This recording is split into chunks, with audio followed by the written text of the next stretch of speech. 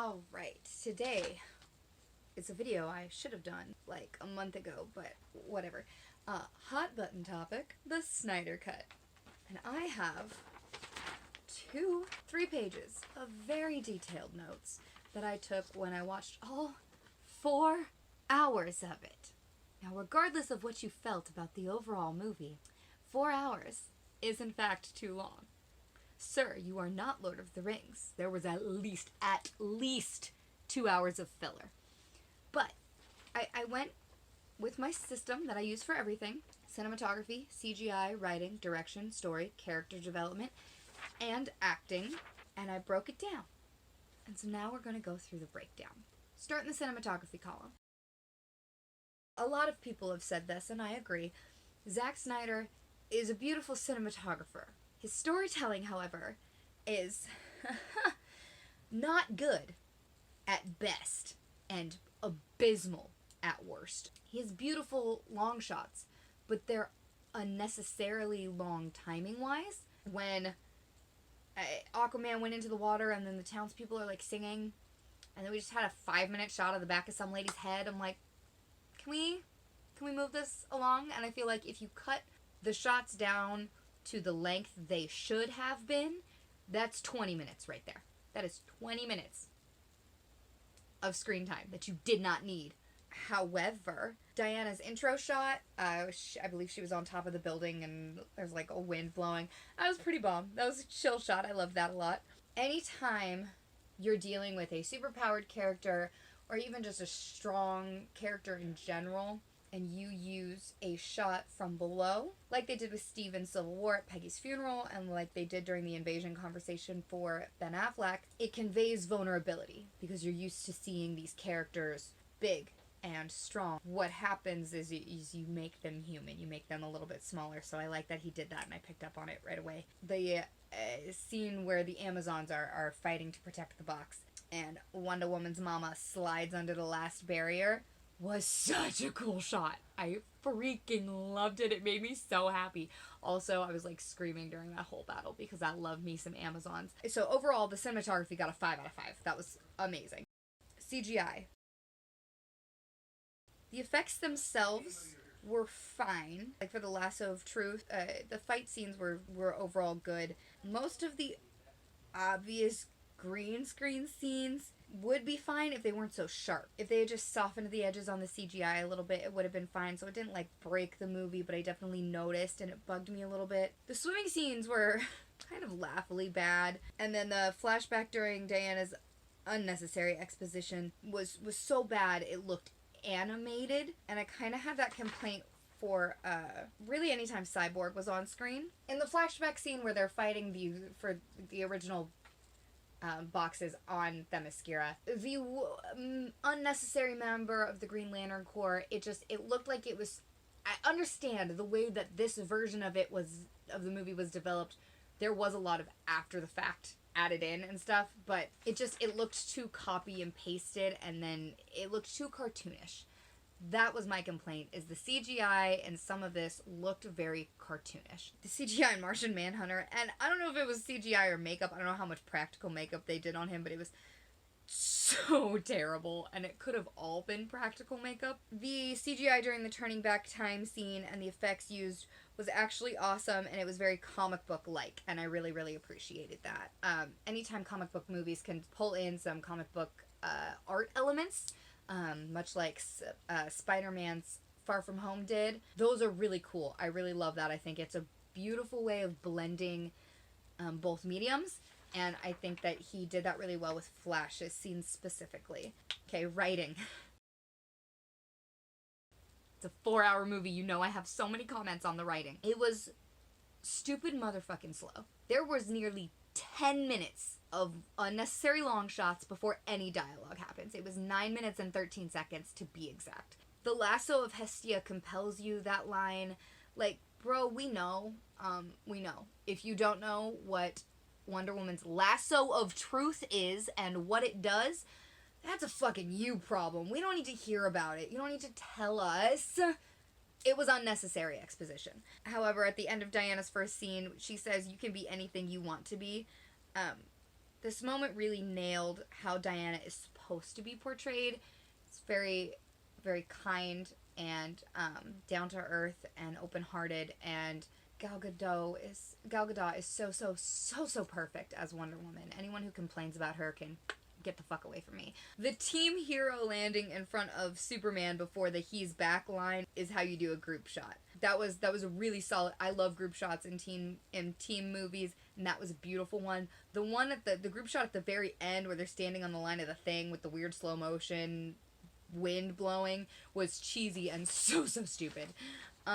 I was only invested in the Amazons fight scene because it was the Amazons. I highlighted all the sexist bullshit he did. We'll be getting there. That's a whole category on its own. How are you gonna take off your shirt before going into the ocean and stay in jeans and boots, bro? He attempted humor. It didn't work. In Flash's first Save the Girl scene where he grabs the hot dog, like, it's not cute. It's not funny. It was unnecessary. Like, we get it. You're moving really fast. Just fucking save her. I didn't care about the rest of it. It was dumb. I wish there was more follow through on setting up Diana and Batman as a couple, because that's how it was in the Justice League cartoons, and that is the only pairing I will accept for anyone that cites First of all, anyone that cites New 52 to me as a reason to justify a story, I hate you. New 52 was universally accepted as absolute garbage. That's why Rebirth exists. Even DC knew they fucked up with New 52, which is why I don't understand why we went with the New 52 version of the Justice League. It's garbage. Everything in the New 52 is garbage. So the whole Wonder Woman and Superman were together in New 52. Fuck New 52. Anyway, tangent. Yeah, just the fact that the original, the fight for the original Mother boxes was you had one single member of the Green Lantern Corps. Okay. That makes negative sense, but alright. You're setting up a bunch of things that didn't need to be set up. The film structure is abysmal. Now look, there are ways to defy film structure. There are writers who can defy film structure. There are directors that can defy film structure. Zack Snyder is simply not one of them. I'm sorry, but film structure exists for a reason. It's the way you write and create a coherent film. If film structure didn't exist, they wouldn't be able to teach it. And guess what? You can teach film structure. You can teach screenwriting. There is a structure for a reason. Act 1, 2, 3. A storyline, B storyline, done. It's really not that difficult. His Act 1 was 2 hours long. Act 1 should have been done in an hour 15 tops out of a 4-hour movie. Act 2 is your major chunk. The team was not formed until 2 hours into the movie. That is your Act 1, is the forming of the team. It was unacceptably long, and it's because he put way too much filler in. It was overinflated because he's an arrogant fuck who really thought he had important shit to say for 4 hours, and he didn't. Next. Direction. Since everyone wanted to shit on Joss Whedon, and you know what? You want to shit on him as a person? Awesome. But if you want to shit on his art, you better come with fucking receipts, because that man created Avengers, The Age of Ultron, and Buffy the Vampire Slayer, and Firefly, and I will personally die on the hill of defending Buffy. So, putting the Amazons in leather bikinis is gross, misogynistic, sexist, and inexcusable, and 100% Zack Snyder's decision. The fact that they had just suction cupped the metal to their boobs, and their midriffs are showing as if these women don't fight with fucking swords is absolutely ridiculous to me. Especially when you already had the costumes from Wonder Woman. The mythologically accurate, battle-ready costumes. Gross. I will not be taking questions, concerns, or any comments on the matter. It is sexist, period. And if one more man tells me it's not, I'm gonna lose my shit. These shots are stupid long. Fact. The Alfred, I didn't like him. He didn't feel like Alfred to me. It was a weird dynamic that they had. Maybe because he was, like, kind of younger. It was weird. I didn't like the Alfred. Sorry. That's, like, the one piece of criticism. I don't have exact specific things for you. It was just weird. I didn't like the Alfred. Weird cut after the scene on Themyscira. Title cards are unnecessary. Yeah, if your movie's so long it needs title cards, it needs to be shorter, bro. There was too long of a time between let's light the warning fire and actually lighting the warning fire. There were 3 scenes. You could have just gone right into it, or at the very least, done one and then gone back, and that's probably why the cut was weird. I said cutting out of Themyscira was weird, because you shouldn't have cut right out of Themyscira, and you shouldn't have made us... If you were going to, I would have gone to the Diana scene, not to... I think it goes right into the Steppenwolf scene. It just felt very incohesive. It was very disjointed, and it caused some clunkiness in the flow of the story for me. Diana's analyzing ancient artifacts and stilettos. Okay, my guy. No, she's not. That's male gaze 101. Gross. 2+ hours to actually assemble the team is so excessive. Self-indulgent pacing causing the movie to drag on and feel very slow. The way Mara fell after Steppenwolf knocked her out was over-sexualization 101. It's another male gaze thing. You might not actually... Most men that I've talked to about this watching it didn't even notice, because they're so used to dealing with the male gaze in specifically superhero movies. But it's also a panel that's been drawn in comics over and over and over again. When she gets knocked out, she falls and she lays like this. And it's not only not realistic, it's dumb. Never ever have you seen a man get knocked out and fall in that position. Not in comics, not in film. And if you can, please send it to me. Men aren't over-sexualized when they're in battle scenes. Men are not over-sexualized when they're knocked out in battle scenes. However, women are. And to lean into that it's harmful to the industry, to women in the industry, to women watching it. It's gross. Mother box melding is super inconsistent. He's getting these one by one, and they're like all in their separate things, but in the flashback that you just showed us, they were melding together, and then when they did meld together at the end, it was like right away. But in the flashback, it took like fucking forever, even with the monks, witches, sorcerers, whatever, that were controlling them. It's inconsistent. Fucking pick one. They either go together really fast or they don't. Epilogue is super unnecessary and 100% could have been shorter. Honestly, that last half hour, it could have ended like 4 times. Again, like Lord of the Rings, but you are not Lord of the Rings. You will never be Lord of the Rings. Story.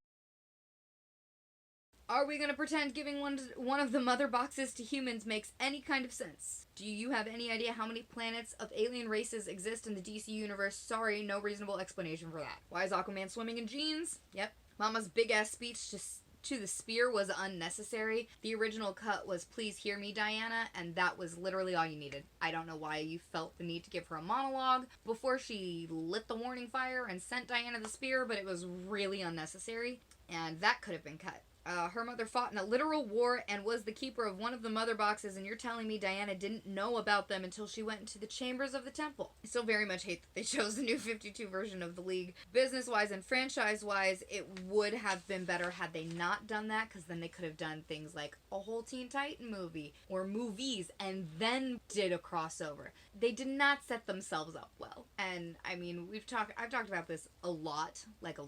Major difference between Marvel and DC isn't that yes, the storytelling is better on Marvel, but it's because they took time to develop the story. They took time to develop their characters. They took time to develop where the franchise was going to go.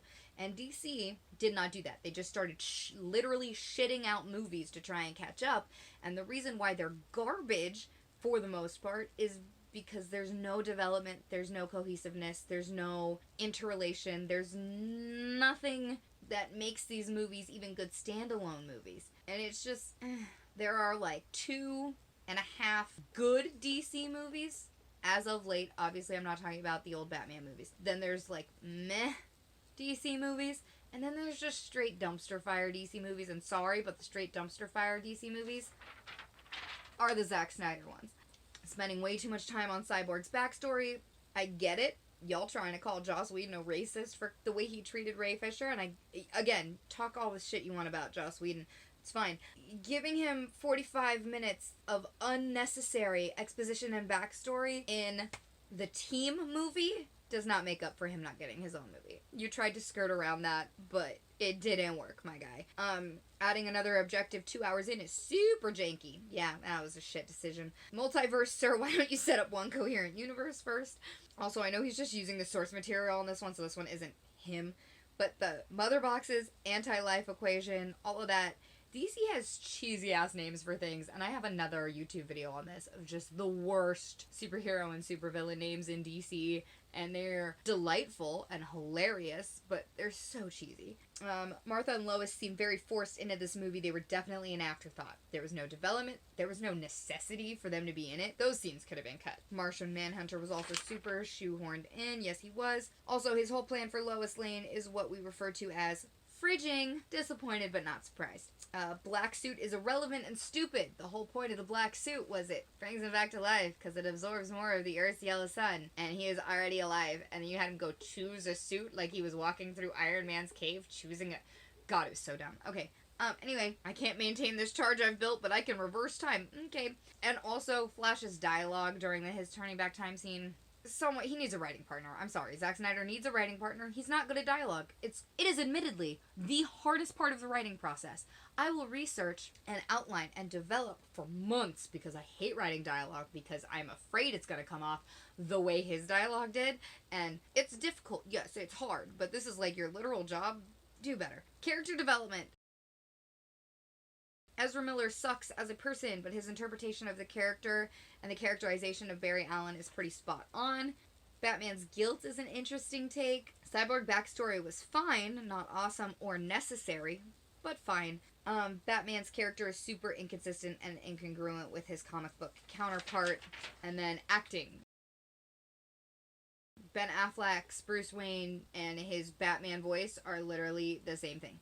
No notable change whatsoever. Jason Momoa is hot and all, but I've maintained for years that he doesn't have the acting chops for characters with any depth beyond grunts and brutish strength, and I stand by that. Alfred is awful. Commissioner Gordon is also terrible. Amber Heard is garbage for a lot of reasons, but she's also not a good Mara. She has 3 facial expressions, no dynamics or range to her delivery, and for the most part is painfully monotoned. The way Ben Affleck is walking in that suit is so uncomfortable. Who shoved a stick up his ass? I'm funny. Ray Fisher's Dad Wait Don't was embarrassingly bad, like soap opera acting bad, and Aquaman is so emo sad boy it's actually really funny. Also, every time Wonder Woman was on screen, he used this weird, like, tribal music. Okay, look, the way motif music is supposed to work is you play it every time the character, not every time the character's on screen, every time a significant moment is happening for that character. It is a development moment for the character. And no, it was really almost every time she was on screen. 7 times. 7 times.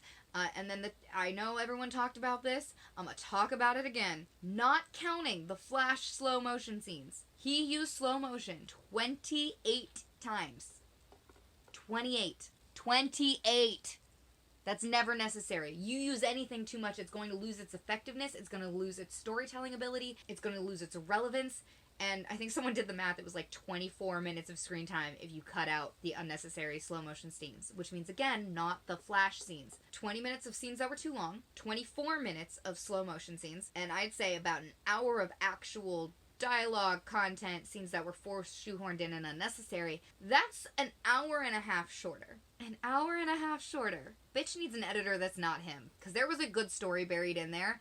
And I promise you I would have liked it more if there wasn't so much fucking filler. And of course, if you had a woman other than your wife on the development team, because the male gaze was just aggressive and unnecessary. It got a 22 out of 35, 63% D+ on the Snyder Cut. Sorry. And it's not just because it's DC. I know the kind of comments that I get. You just hate DC. You're a fucking Marvel tard. Blah, blah, blah, blah, blah.